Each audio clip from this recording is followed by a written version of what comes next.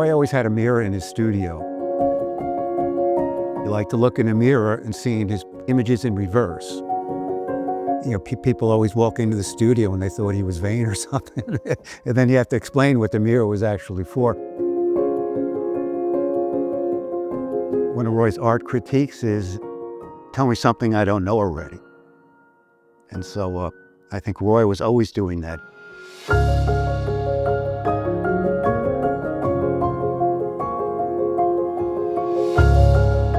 He was always telling the world something they never knew before.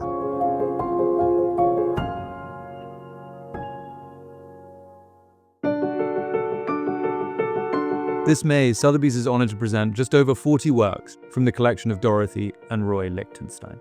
Alongside Andy Warhol, Roy Lichtenstein is the most celebrated figure of the American pop movement.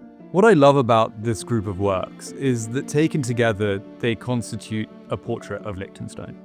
And I don't just mean a portrait in the sense that they represent all of these phases of his career. I mean a portrait in the sense that these are the works he held back, that each one represents this moment of clarity and represents exactly what this series constituted within Lichtenstein's broader oeuvre.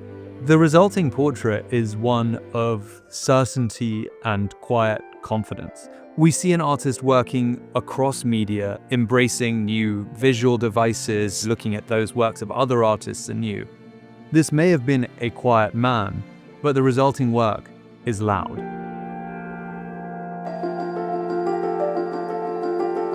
What kind of a man was Roy Lichtenstein?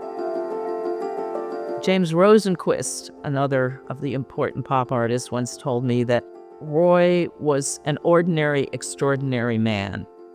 I think you'd be hard-pressed to find anyone to say anything negative about my father. He was ethical. He was fair. He was non-judgmental. He was analytical.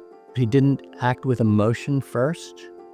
I think Roy was less timid than the legend says.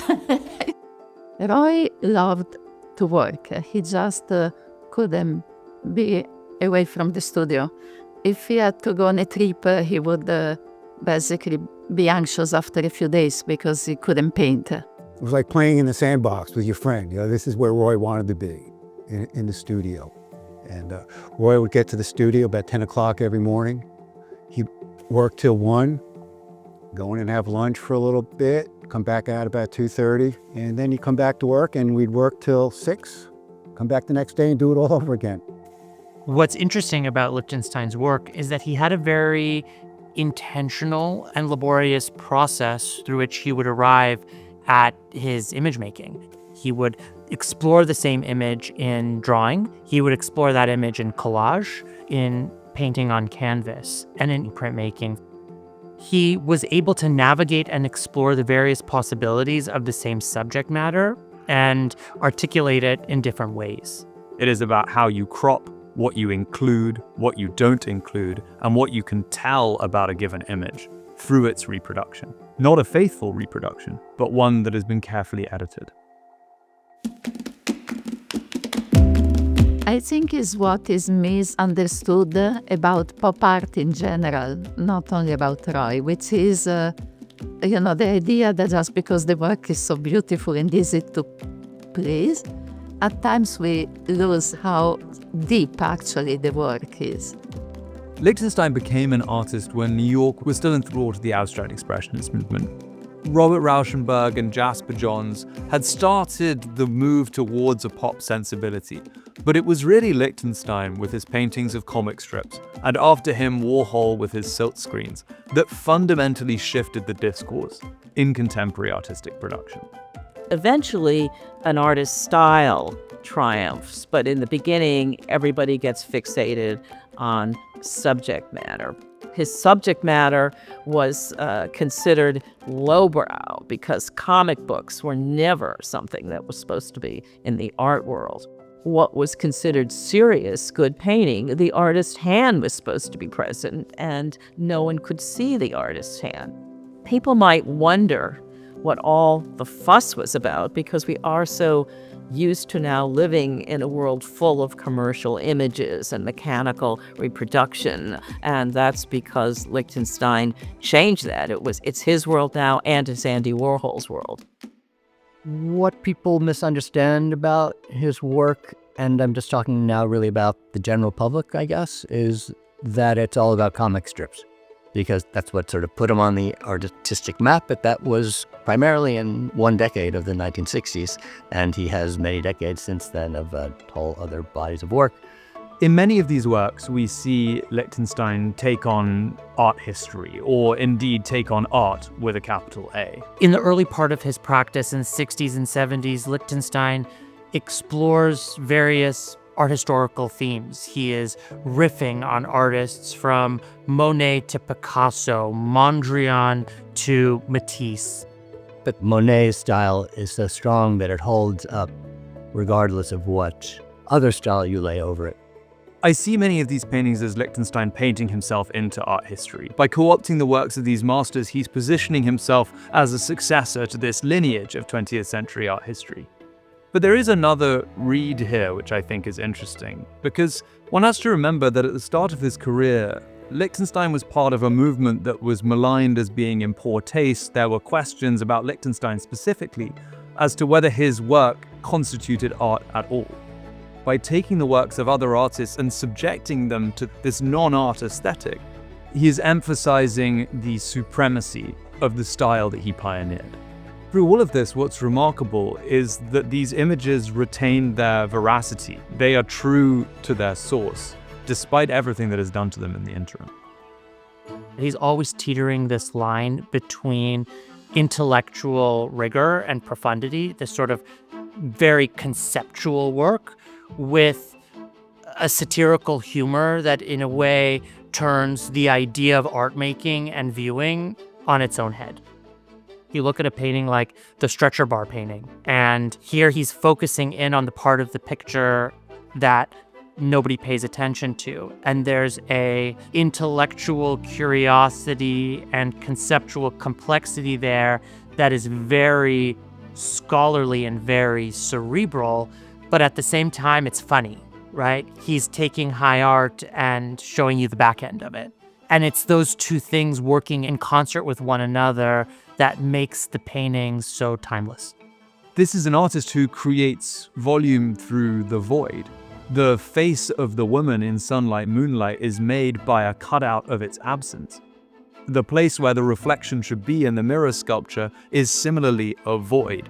Our eye is forced to complete the pictures because what Lichtenstein has sculpted is nothingness. Most artists use a mirror in which you see a reflection of something, your portrait, a scene. Lichtenstein purposely never lets his mirrors reflect anything. Even though there's always an element of irony, of wit and humor, of satire, Lichtenstein revered these artists.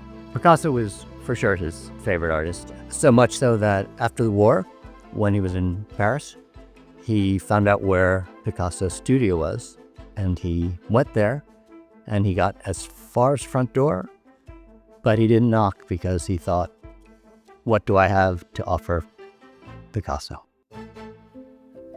What really intrigued him was how a very simple gesture could signify something much more complex.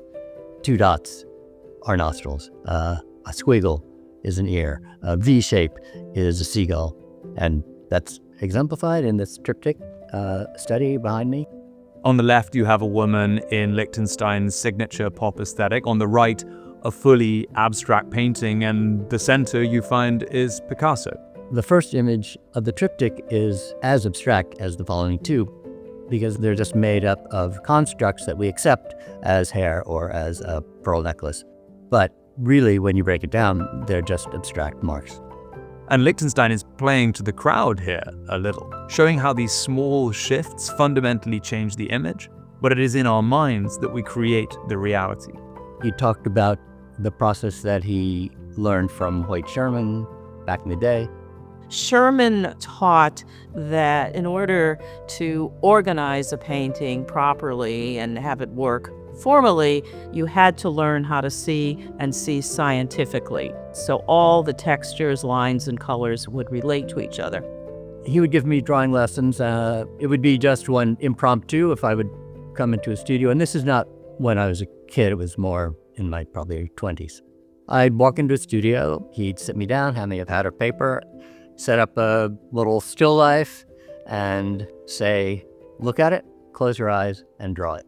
By only seeing that image for a moment is how your mind can distill it into its essential bits. So what stands out is what's important.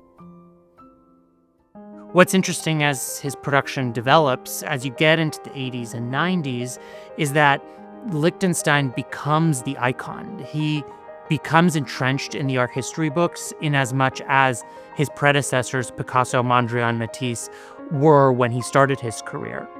Lichtenstein's subject matter becomes his own work. And in that way, Lichtenstein is identifying and recognizing his own position within the art history books and interrogating the reception of his work in not only the broader world, but in the canon. The group is led by Reflections Art, one of the earliest and standout paintings from Lichtenstein's Reflections series, which he began in the mid-1980s. The painting Art from 1962 is one of Lichtenstein's breakthrough paintings.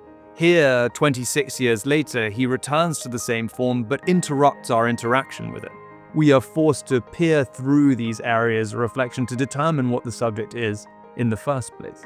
Lichtenstein was always thinking about how our engagement and reception and viewership of art is mediated, whether it's mediated through a camera or whether it's mediated through plexiglass in front of artwork in its frame.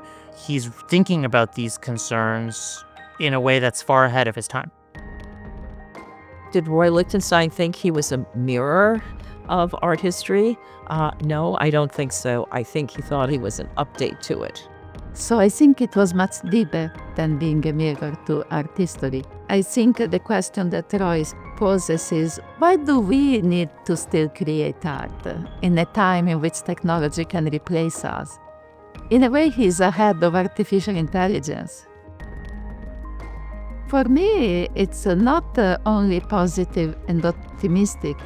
I find it making us questioning why do we as people need art?